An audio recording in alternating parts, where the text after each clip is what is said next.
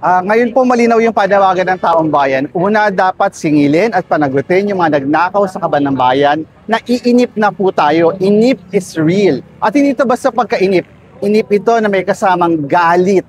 Kasi nga nakita natin, bilyon-bilyon, trilyon-trilyon ang ninakaw. Pero hanggang ngayon, puro dilis at sapsap pa lang ang nakukulong. Wala pa yung mga pating at mga balyena.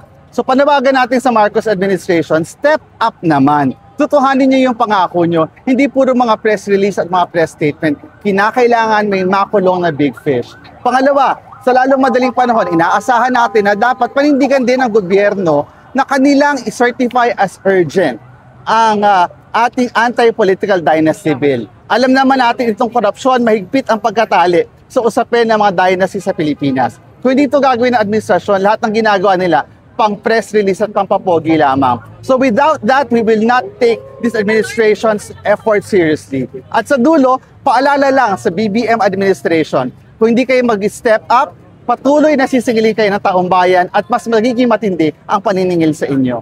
Sa ating po mga kababayan, mag-ingat po tayo doon sa mga gustong mag-hijack ng ating galit ngayon. Kasi hindi lamang kaban ng bayan ang ninanakaw. Mukhang gusto rin nakawin yung ating laban. Mag-ingat po tayo sa mga gusto na sila'y mapabilis ang pag-akyat sa pwesto o kaya naman ay gamitin yung galit natin para sa kanilang pansariling interes. Mag-ingat po tayo sa mga pwersang iyan. Tayo po ay pinapanagot natin barehong pwersa ng kadiliman at kasamaan. At dapat po walang magtagumpay dyan sa kadiliman at kasamaan na yan.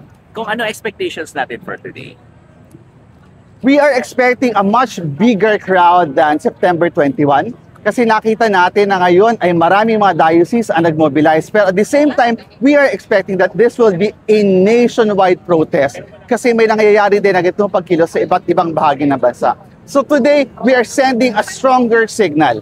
Noong September 21, yun yung una nating panawagan. Ito, nagbibigay na tayo ng ultimatum sa administrasyon. Step up. Ayusin nyo yung trabaho nyo. Bilisan. Dapat may mahuli na big fish.